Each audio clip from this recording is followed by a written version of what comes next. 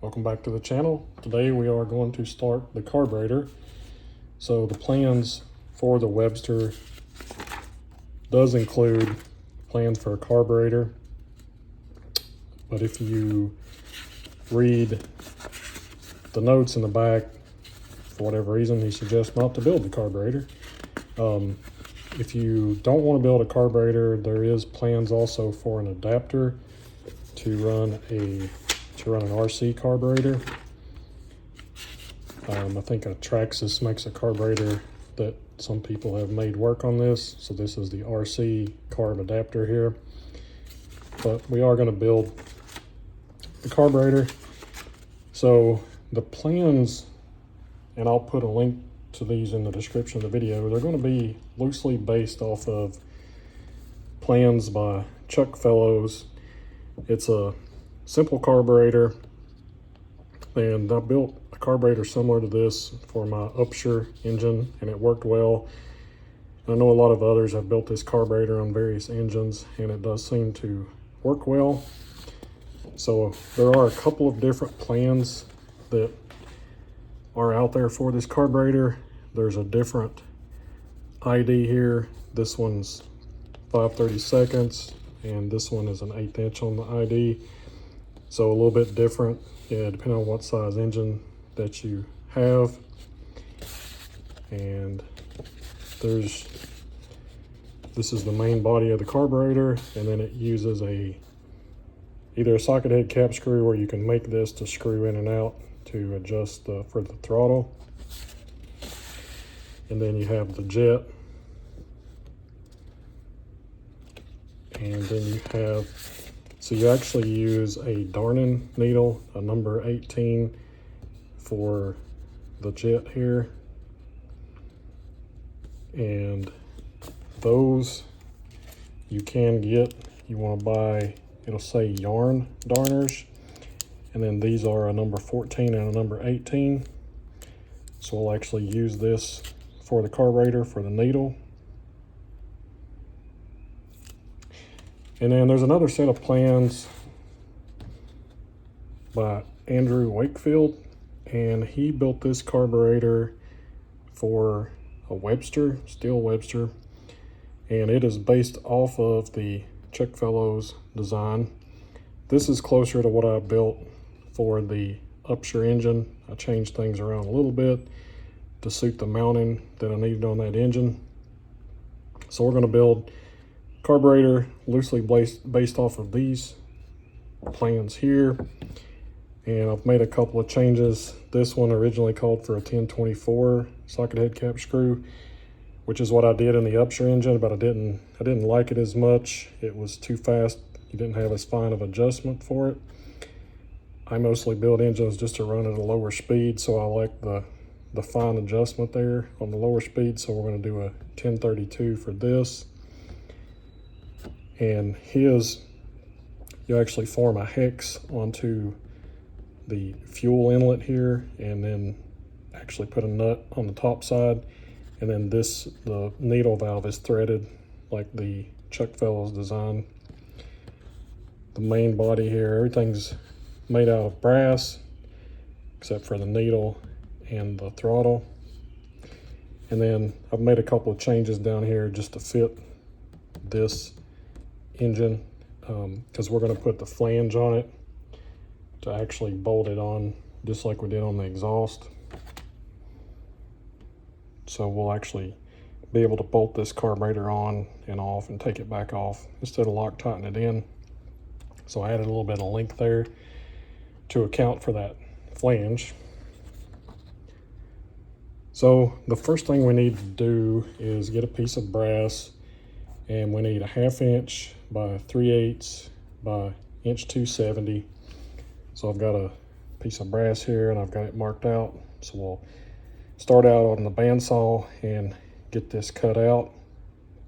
It's a 1/2 inch wide, and then I've got it marked out to 3/8 and then 1.270 inch long. And then we'll get that squared up, and then we will make some marks on here, and then we're going to actually use the 4-jaw chuck to turn this. So we'll center this up.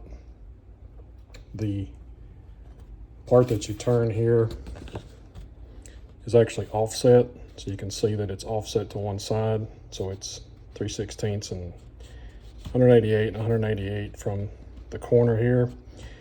That's where all these, the body here gets turned. So this section here is the section that'll actually go into the valve body, and then this is just open. It's a venturi open to the air. You can do this different if you wanted to. On the upshare engine it's actually mounted vertical like this. I actually made a piece that goes onto here that has a screen on it, just to look more like an original engine. So we'll get this piece cut out, and then we'll mark our 188 and 188, and then we'll center that in the 4-jaw chuck, and then we can turn this side down to 5/16. Then we can flip it around. We can then put it in a collet or 3-jaw chuck, and then turn this side, and then we'll drill the center out, and then we'll set it in the mill, and then we can drill this section out here, and then we can turn it up on its end, and then this gets drilled and tapped here for the socket head cap screw to come in from this side. So we'll get this band sawed out, square it up, and then go ahead and set it up in the 4-jaw chuck and start getting these sections turned down.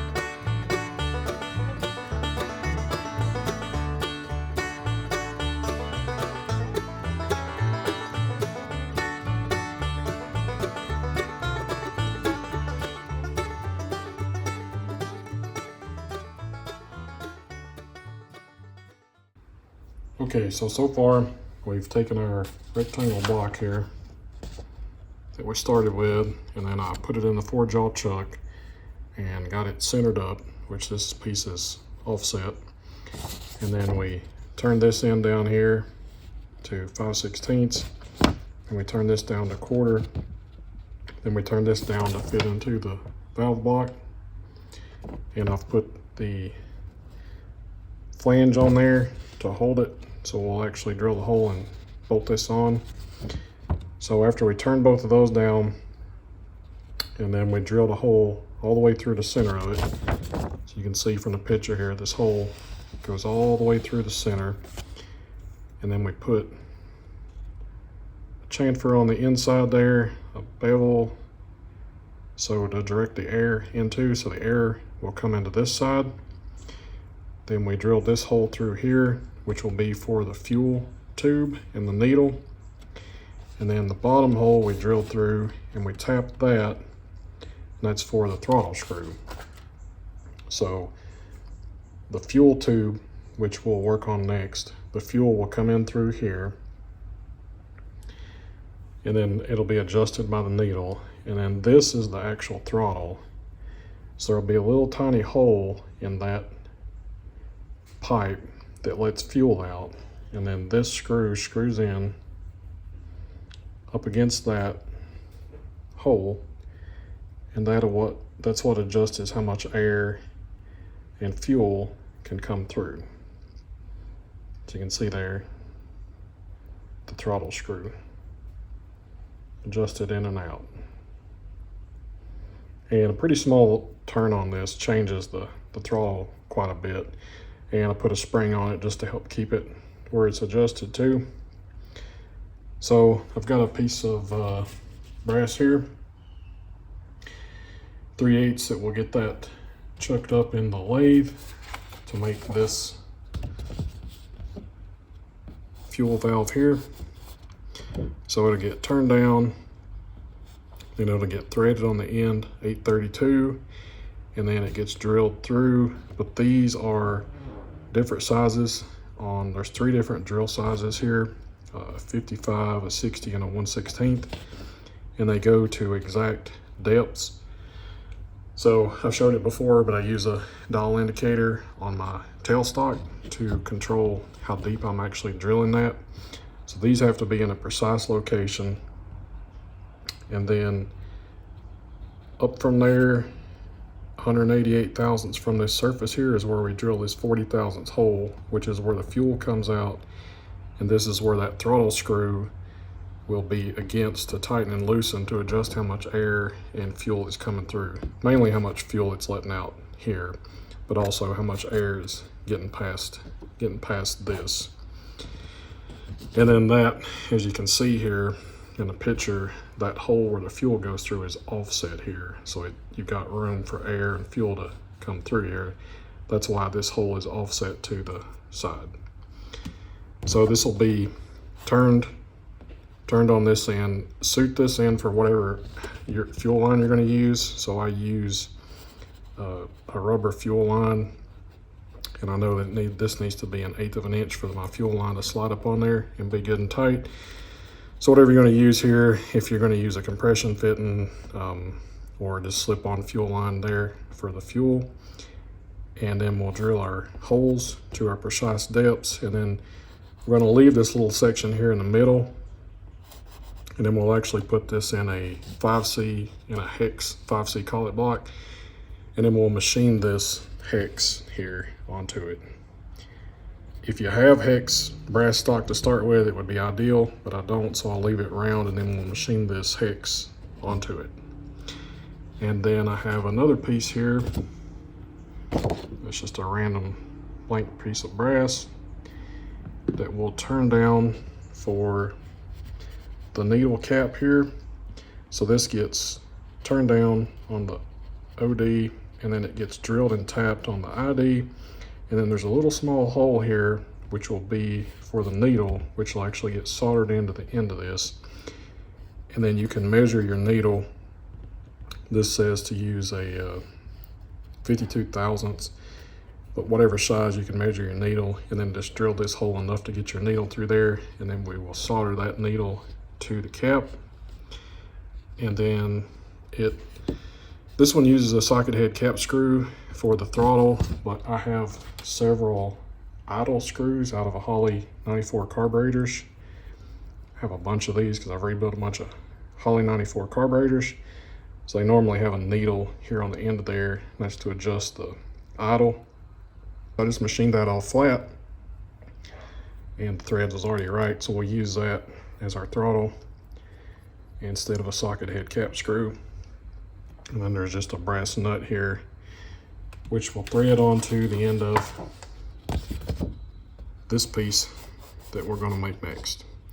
So we'll get started on this piece, and then I'll come back and kind of show you how it goes together, and then we'll solder this needle into the end of that.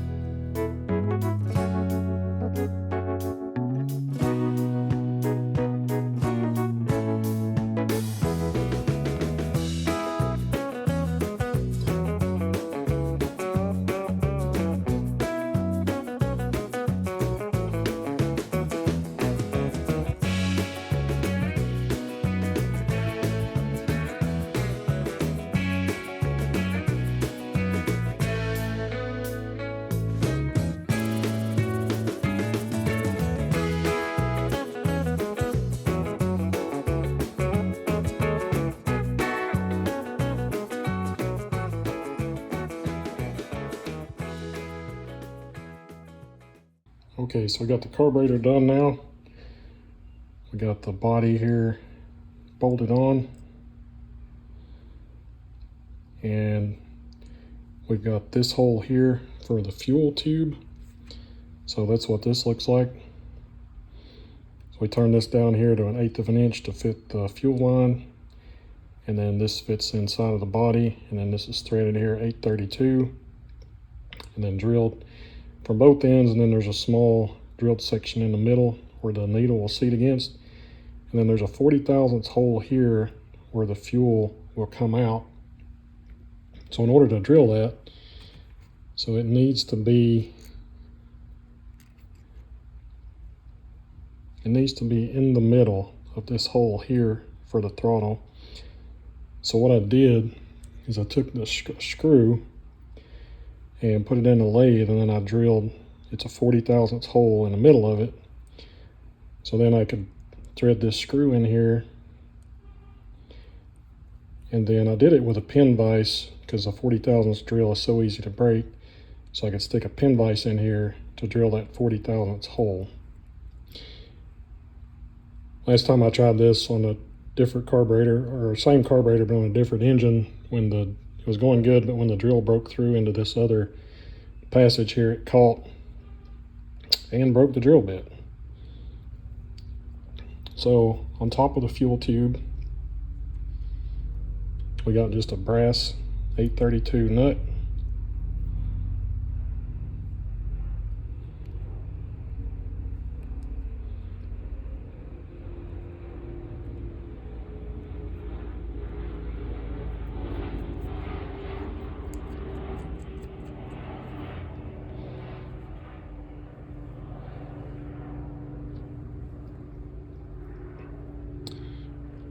Then for the throttle screw, goes in from the front.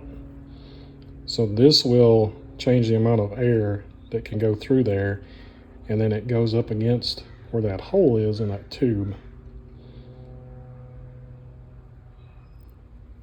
So when it necks the air down there, it will create a Venturi effect and pull the fuel out of this tube. So to adjust the flow of the fuel, we've got the needle here. This is the number 18 darning needle. And then it's soldered to this cap here, which threads down on here. And that allows you to adjust how much fuel you're letting through. So we'll get it bolted on and see what it looks like.